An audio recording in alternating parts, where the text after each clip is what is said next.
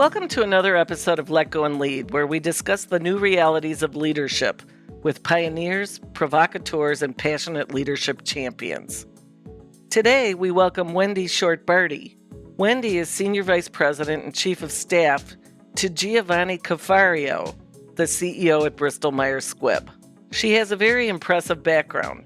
She started her career as a public defender and has since spent more than 20 years in the pharmaceutical industry, leading global teams while accelerating through the leadership ranks. Wendy's energy around purpose-driven leadership is so engaging. Her leadership's fueled by a passion to help others achieve their goals. She has a desire to make a difference that benefits all of humanity, not just in business, but in personal life as well. So get comfortable and get ready to let go and lead.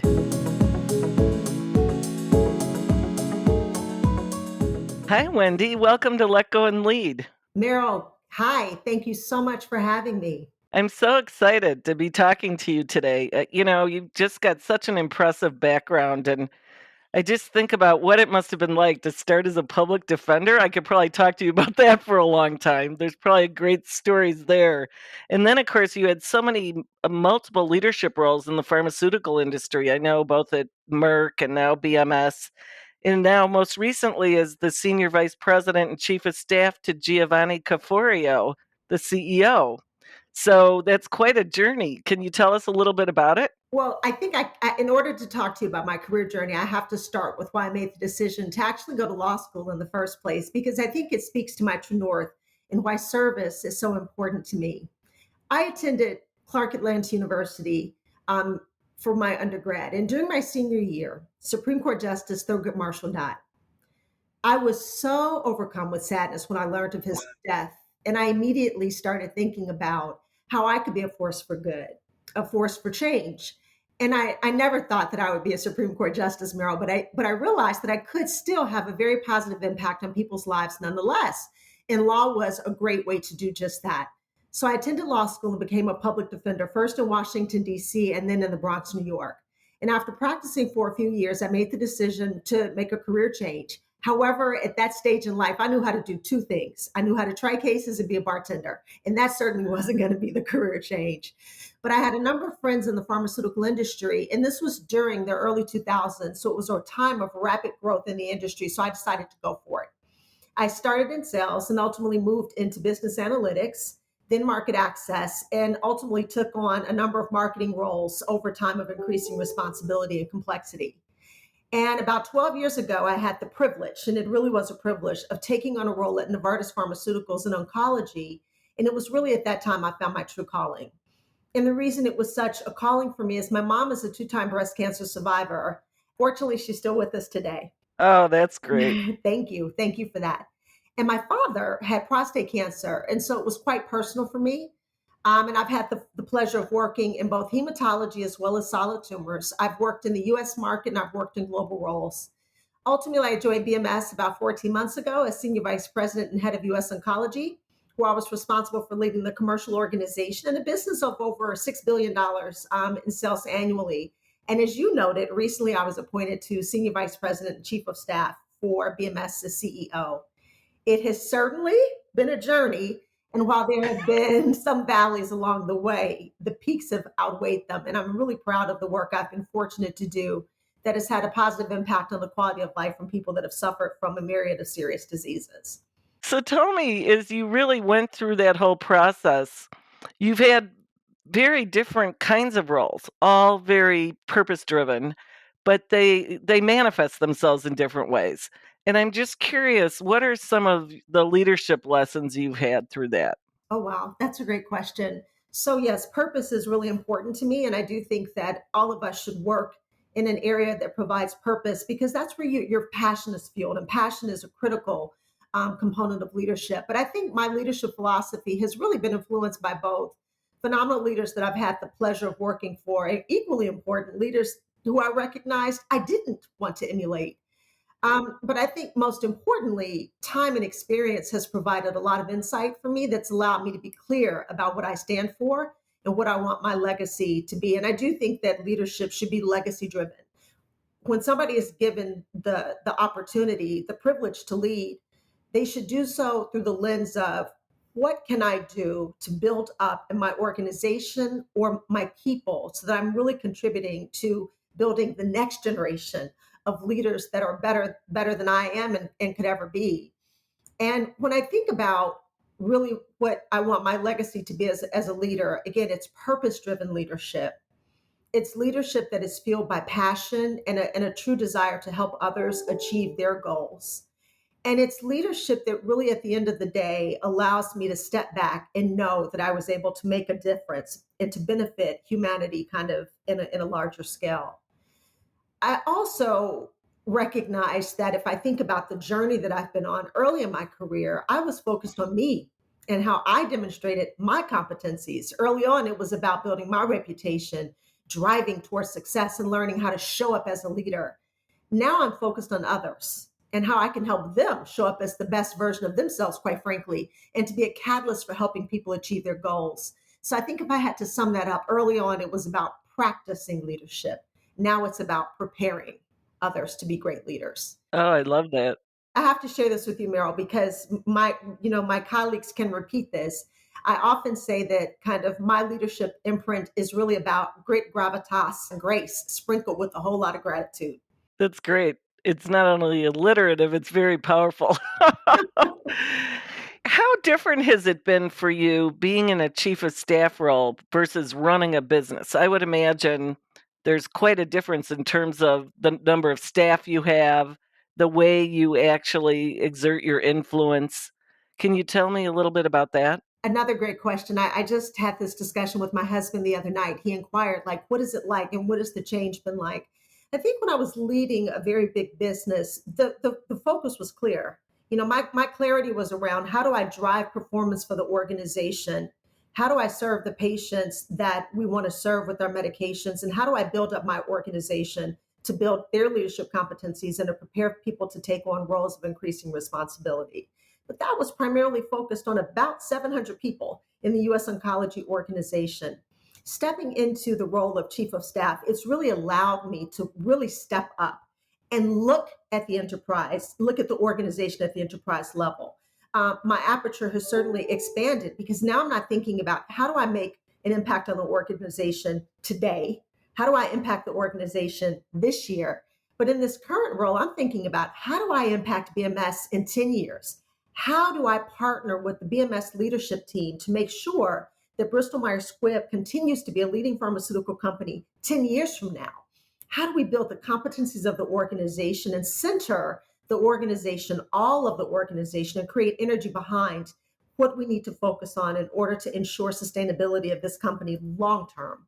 So it's really a shift from more near term opportunities to a much longer focus on the sustainability of the company. And it's also about leadership through influence. It's how do you influence other leaders in the organization to think about their business in the way that delivers on that long term promise of the organization. I'm really curious about how now you lead because you must be using a lot of your skills of influence versus being the direct boss, right? Yes. In terms of how you're really moving the organization. Talk a little bit about that. And I know it's new to you too, so you're probably still figuring it out as you go. It absolutely is new. And I think that's the beauty of life and having an open mind. We all, if you're open to change and really open to taking on new opportunities and flexing in different ways, the sky is really the limit. I think what I've had to lean into in this new role, and it's something that I've always known and it's something that I've practiced, but I recognize the importance even more. It's the power of listening. And my mother used to always tell me when I was growing up, you've got one mouth and two ears for a reason. And I understand why. It's really important, I think, in this role to take a step back and instead of focusing on necessarily solving a problem today or rushing to action, but to listen, to really hear what people are saying, to understand the pain points in the organization, and to understand where there are opportunities to do better. And then once you've got clarity around what those opportunities are, it's framing it in a way so that my peers can hear and understand what the opportunity is and what the benefit is to making changes in the organization. And also what the downside is if you don't adjust and move in a different direction. I think what this role has also reinforced for me is the power and the importance of being empathetic and listening to people and really hearing what they're telling you their pain points are, and listening and hearing what they're telling you the opportunities are, and then sharing that with the leadership team and formulating a path forward. One of the best parts about the role that I'm in now is that I am fortunate enough to work with a leadership team of extremely open-minded leaders who want to continue to improve as people, as leaders, and they're driven to make sure that BMS is the best possible place that it can be for all of the 32,000 folks that work there. And so when you've got a group of colleagues that are motivated by the right things, it actually makes this job much easier than it actually could be. I've been following too some of your writings and different things that you've been talking about, some of the other podcasts you've been on. And I know you talk about the power to speak like a leader. And I'd just love to have you share with our audience what that's all about. So the article, The Power to Speak Like a Leader, the purpose of that article was really to share some insights, some of my insights on aspects that I think are important to leadership. And so what SPEAK stands for, the S is about being strategic, the P is about being passionate, the E is about empathy. I just mentioned empathy. A is about ambition, and the K is about knowledgeable. And when I reference being strategic, you have to know where you want to go before you can start on a journey. And in order to get people to take the journey with you, you've got to be clear about the vision and clear about the mission that you're on together. And so that is what I mean by being strategic. Nobody can follow someone if they don't know where that person is going and what the vision is that you're trying to achieve. The passion is about just being all in on what you do and feeling deeply about the work that you do and the ability to make a change. I'm a really passionate person kind of in general. When I'm in, I'm all in. But I think showing up and demonstrating that passion in the workplace is so important. And Maril, you've had those experiences when you have listened to someone who is extremely knowledgeable. They could be brilliant, but it's like hard to get behind what they're trying to do because they lack passion. And I think being able to be passionate helps people want to take the journey with you. We talked a little bit about empathy, but I really do think that it is so important to be able to step into somebody else's shoes. And a mentor that I've worked with for years, and one of my favorite people, always talks about the role of receivership and being able to literally step outside of your shoes and step into the role of people who are receiving what you're delivering. And it's kind of the difference between intent and impact. We can intend one thing, but if the impact is something different, then that didn't work out for anybody. So being empathetic and being really cognizant about how things land on people is critically important. And the A for ambition, this is an interesting one. I think you may agree with me that to use the term ambitious at the same time that you described a woman in leadership, that at times had a negative connotation. I think we've moved beyond that for the most part. But I think that it's okay to have ambition and to be really clear about what you want to achieve from a professional perspective. It's not a bad word.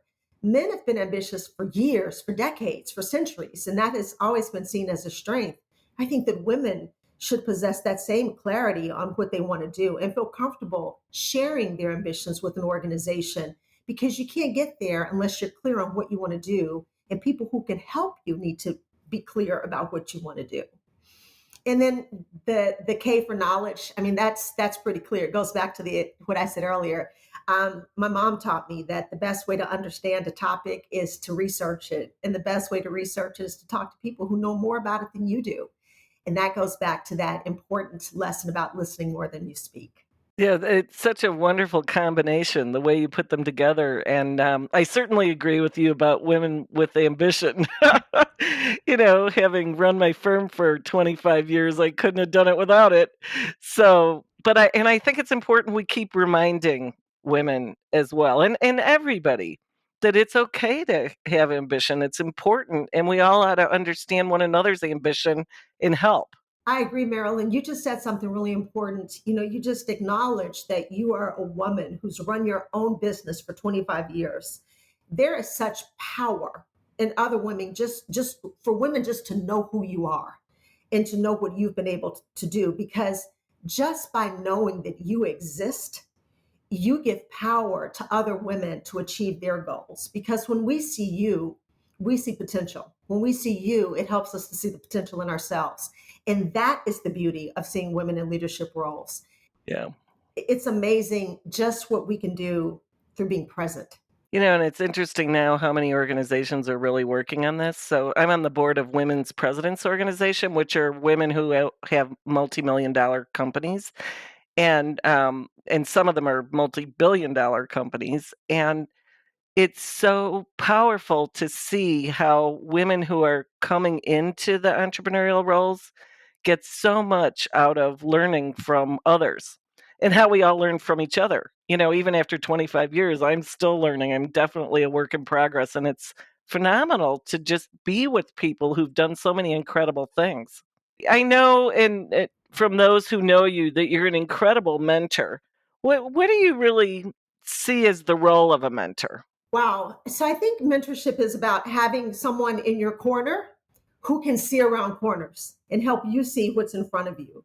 I look at mentorship as an opportunity to really help people um, reflect on themselves and reflect on their goals, reflect on their own leadership kind of philosophy and goals, and to help them achieve them. I also see mentorship as a great opportunity to help people solve some of their business challenges.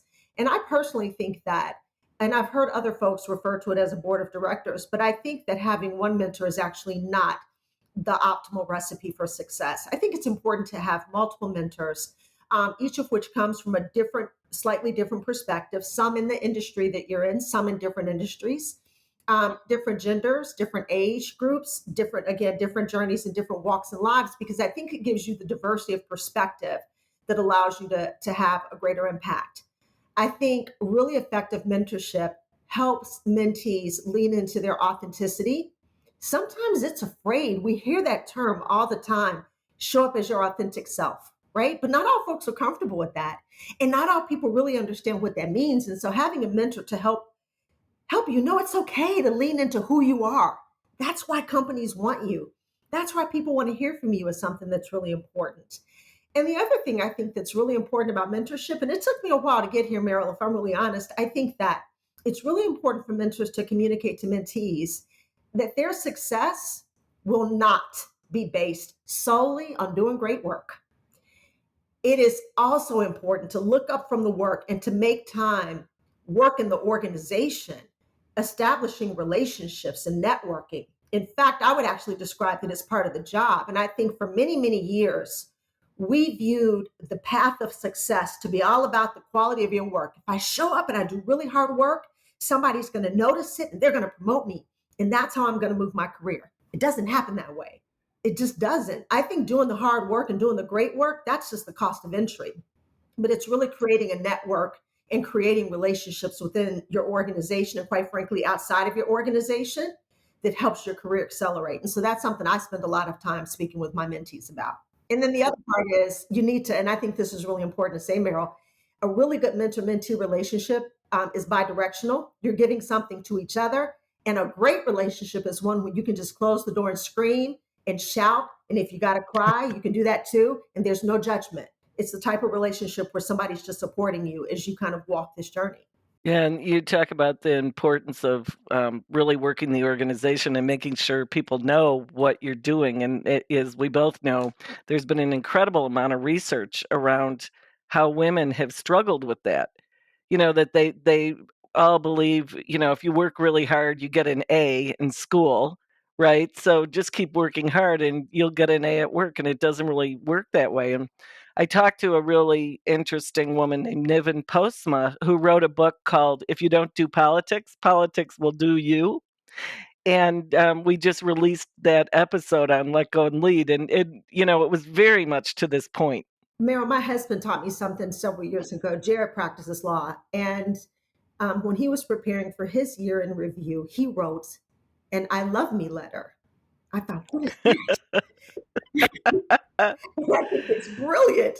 He wrote a letter that really crystallized not only his accomplishments and what he did, like the practice of law, but he spent time talking about who he is as a leader and as a human being and why that was so important to his firm. And I just thought, that is brilliant. We all get caught up in, I've got to do my year in assessment. No, it's a I love me letter. Spend the time patting yourself on the back and really thinking clearly about the contributions that you make and how you can impact an organization and people. And once you spend the time doing that for yourself, one, it's a huge confidence builder. Two, it may actually help you see some blind spots and things you have to work on. But three, it makes having conversations about your contribution to an organization so much easier. And it allows you to do it in a really authentic, great way that's not boastful, but it's just, hey, here's who I am and what I've done and the value that I can bring to this place and why you ought to love me too. That's fantastic. One of the things I often say is the greatest story you'll ever tell is the story you tell yourself, That's right. because that drives everything. And that's just, I hadn't really thought about the mechanism of how to do that, but that's a terrific tool. I'll tell him you said that. Yeah. He'll love himself even more. So you've talked a little bit about women in leadership.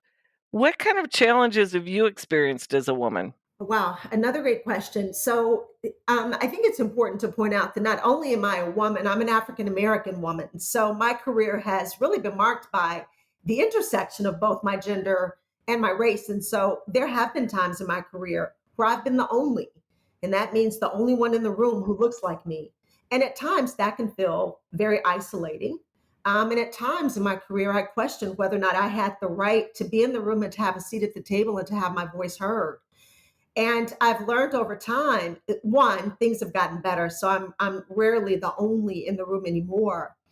But what I've learned over time is that my what makes me unique is part of my value to be able to bring perspectives and to be able to bring information to a discussion that is influenced not only by my experience, but as my position as a woman and an African American in this country has been incredibly valuable to my leadership journey.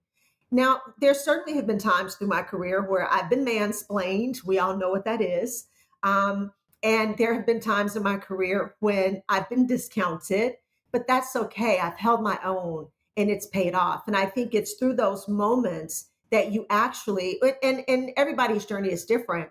And for some people, it can be really hard. And those types of interactions can be devastating. For others, you see it as an opportunity to be stronger and to hold your own even more. And wherever you land on that spectrum, I think it's okay because that's your experience. But I do think that the opportunities that I've experienced in my career that have at times been hard, it's only given me more clarity of purpose. It's only made me be more thoughtful about the type of leader that I want to be and how I want to support other people in their careers, right? And it's also allowed me to recognize the power that I have when I'm in the room to invite other people into the room and to invite them to the table and to remind them that they have a right to have their voices heard. And I take that really, really seriously because I never want to be in a position where there's a great talent and it's somebody that we should be nurturing and developing, but we miss the opportunity and we've created an environment where they don't feel like they're able to bring their whole selves to the workplace or they don't feel valued. How do you slow things down enough to make sure that everyone in the room can be heard? Because I think that's one of the challenges into the way meetings are set up today, that everything's happening so fast, so many topics are crammed into an hour. The room goes quickly, and those who dominate, take all the air out of the room. What are some of the tips that you'd give to our listeners to really help make sure everybody has a voice? I think you have to remember that your role in the room is ultimately to drive the agenda and to make sure that you're focused on getting to whatever the decision is or the purpose of the meeting. But your job is also part air traffic controller. And I do think it's really important to be mindful of what's happening in the room. And this is part intuition to kind of watch the nonverbal cues, to watch for people that are attempting to have a voice. And you can tell by people's facial expressions and their body language when they're trying to insert themselves into the conversation and to make room for that. And yes, there are always going to be people in the room that are dominating the conversation and that are, as you described, taking the air out of the room. And it's up to you to take the air out of their cell a little bit and to kind of create space for other people to have a discussion. I think it's important to just stop periodically throughout the meeting and to simply ask a question. Does anybody else have a perspective? And I think another critical question that we have to start asking more is, does anyone have a different perspective? Because you want to create a dynamic dialogue in a room, especially around important topics where everybody's opinions can be heard, because that's when you get to the best solution. It's never great when everybody is all saying the same thing and nodding their heads yes. You really want to encourage dissenting opinions. And the best way to do that is to just pause and pull people into the conversation. And another thing that I think is incredibly important is that when you see people in the room that are not um, well represented, and that can be based on any number of demographics, stop and ask them their opinions. I love it when I'm able to turn to some of the younger talent in the organization and to say, what do you think? Because often they have a different perspective than I do, and often their perspective is a whole lot better than mine. And we need that thinking to come into the dialogue. I'm going to change tacks a little bit and ask you about like your work in mental health and health equity because I know that's been really important to you. And what kind of transformation efforts have you been involved in there? So I'll start with mental health, and really my focus on mental health. It became heightened during COVID, and watching my teams struggle with isolation, watching mothers with small children, and the kids would run into the Zoom or the Teams at the most inopportune time, and just trying to juggle that. Watching the burnout that people were experiencing, and I realized that at that time in life, leadership was about helping people manage through what arguably was one of the most turbulent times that we will experience in our lifetime. And it also caused me to reflect on mental health through the context of the work that I did in oncology, and recognizing that when you receive a diagnosis of cancer, yes, your world is tilted on its axis, and immediately you start thinking about, will I live? Will I be here for my family? What type of treatment can I get? But it's also recognizing that your loved ones are impacted too. And sometimes people move so quickly to fix it and to start treatment and to making sure that the person who is struggling with the cancer diagnosis is okay, that they don't pause to think about how they're doing through that journey too. And you can't help somebody else if your tank isn't full. And so I started thinking about mental health through the lens of caregivers and making sure that we're being thoughtful about bringing solutions to people that were helping people navigate through cancer. And then personally, I realized that in order to lead well, and in order to make sure that my team felt supported, and in order to do good work, I needed to focus on my mental health too. And that meant slowing down, making time for exercise and meditation, going to bed when I'm tired and not pushing too far beyond my limits. And importantly for me, spending time with my daughter and my husband and my dog. It's so important that we just take pause and really do a check in on ourselves and people around us to make sure that they're okay. And one of the most powerful things I saw on the internet during the middle of COVID, or when we were in the middle of COVID, was it was actually on Instagram, and somebody posted something that said, make sure your strong friends are okay too. And that was so profound for me because you never know Yeah, who's struggling, right. and you need to check on everybody. You really have to check on everybody. No, that's been a real learning for me through the years too, is it's shocking how many people are going through something really, really difficult, but not showing it at all. So you don't know if you don't ask. Or you don't, right, you don't know if you don't ask, or they're going through things, and it's not that they don't show it, but maybe they are showing up in a way that is inconsistent with the way that they've shown up in the past.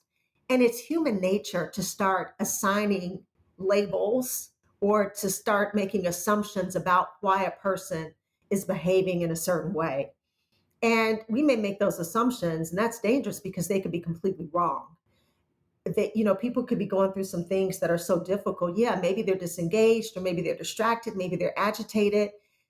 So the only way that you can really understand why a person is behaving in any particular way is, quite frankly, by asking them, and to not draw assumptions. And I do think that once someone tells you they're having a hard time, I actually feel like it's a responsibility to help. Because to open up and to be able to say to somebody, I'm struggling, or I'm hurting, or I'm afraid, or I'm nervous, when we ask somebody to demonstrate that type of vulnerability, you can't then have a cavalier response and say, oh, wow, I hope you get better.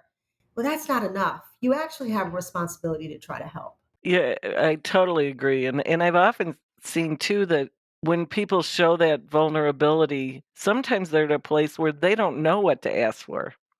So it's our job to help them understand how we could help.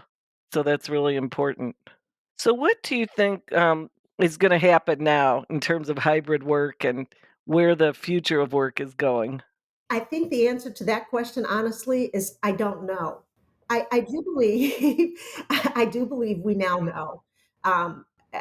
Meryl, I think you may remember a time. I certainly remember a time where it felt impossible to get work done if people weren't in the office Monday through Friday, 9 to 5. And I even remember when companies shut down in March of 2020. I have to tell you, my assumption is we're going to figure out how to get back into the office in a couple of weeks because I worked from a position that we couldn't be effective if we weren't together face to face in the office driving business forward. And COVID taught us that's not true. And so I think that we're now at a place where we know that we can be effective when we have a more flexible work environment. I think we know clearly that people yearn for more flexibility. And I think we have to open up our aperture again to what hybrid means, because one of the assumptions that I had early on when we started to return to work is that what people wanted was a hybrid work environment. And what I understood that to be was half of their time in the office, half of their time working from home or a remote location. And for some people, that may be true. But for others, it may be more flexibility around, hey, there's just certain days of the week I can't start until 10 a.m. because I have to drop my children off at school. Or, you know what? I take a dance class at 4 o'clock on Thursdays, but in order for me to get there on time, I need to leave the office by 2:30 in the afternoon. And we've got to be open and flexible to allowing people to work in a way that fits into their lifestyle. I think that when we use the language work-life balance, that term in and of itself almost implies trade-offs and that it's complicated. We've got to have a system that's fully integrated that allows people to be able to be effective and to show up as their best selves at work wherever they show up, and to also be able to live the personal life that's fulfilling as well. So I don't think we're going to go back to people being into the office Monday through Friday, 9 to 5. And I actually think that's a good thing. But I think what it really means will continue to evolve over the next several months and maybe even years. No, I totally agree, and, you mentioned flexibility. There's a woman named Candace Steele Flippin, and she's a workforce scholar, and she's written several books, but one of her recent research projects showed that Gen Zs, the thing they care most about is flexibility, as you said. It's not so much about being in the office, not being in the office. It's about being able to integrate their life with their work and recognize that it's all their life, right? So, yeah, the flexibility thing I think is huge. But to build on the flexibility component, yes, flexibility is key. One of the things I want to see us embrace is the concept of ensuring that people in the workplace who do choose to work remotely, or whether that's part time remote or full time remote, have equal opportunities for career advancement, because we started off our conversation talking about the importance of networking and building relationships and working office politics. And in some respects, you got to be there to do that. So we've got to figure out ways to make sure that people who are working remotely have the same opportunities to build relationships, to develop a network, and to work in organization much like those who are in the office. It's the right thing to do to create an environment where everybody feels like they have the opportunity for career advancement because they're working from an equal playing field. And what a lot of people are talking about this right now, as you know. And have you figured out anything, or do you have any tips as to how people might manage that? I think the most important thing is to really have transparent conversations with your team and the people that you report into. And when I say that, it's let's have transparent conversations around what it is that you need, what the optimal working environment is for you as an individual, but also balanced against what the company's needs are. I think it's really important to have dialogue and to establish kind of some rules around if you are going to embrace hybrid. What are the must do's and the must haves in terms of what are those meetings that we really need you to show up for in person? And how do we ensure that we've got systems set up when you are remote so that you do feel like you're involved in the conversation? Back to your questions earlier about how do you create space in the room for different opinions to be heard? How do you create space in meetings for virtual opinions to be heard? And how are you pulling people into the conversation? And as a leader in the organization, I think it's important for leaders to be really thoughtful about this idea that just because somebody works remote doesn't mean they're not as ambitious or driven as somebody who's showing up to the office every day. 2D doesn't mean you have less ambition than 3D. And so, how do we create the environment so that they can do that? And that becomes a true partnership where you actually kind of create a roadmap together for how do you network? How do you create opportunities for connection? How do you make the most of your time when you're in the office so that you can meet with people who ultimately can influence your career direction? It's a work in progress. I actually think you got to work that much in the way that you kind of set objectives at the beginning of the year. When you're establishing objectives, business objectives at the beginning of the year, you should also establish ways of working objectives and how you're going to optimize your relationship and your effectiveness with your employer. And have you seen any particular things that have worked well to help people network when they're not in the office? So something that we've done quite a bit of are virtual happy hours, and it's an opportunity to get together without there being a business objective after hours to just get to know each other better and to invite different people into those discussions, not just the core team that you're in meetings with every day, but external leaders and matrix partners that you may not see every day, but again, that can influence your career. Invite them into the happy hours. The other thing that we continue to do, and I invest quite a bit in, are team building events and opportunities for the team to get together face to face to talk about ways of working and how we want to show up as individuals, but more importantly, how we're going to show up for each other. And I also think that it's important when you're having one-on-one discussions with folks for it not to be agenda driven based on work priorities only. If you've got an hour with a teammate, you cannot spend the hour talking about work issues. You've got to create time and space in that dialogue for the check-in. How are you doing? How's this working for you? Are you satisfied? Are you getting what you need? And what do you need more of? And asking those simple questions really does it creates the space for people to kind of have a more proactive conversation around what they mean and what they need, not what they mean, but what they need. And then you can provide for those needs.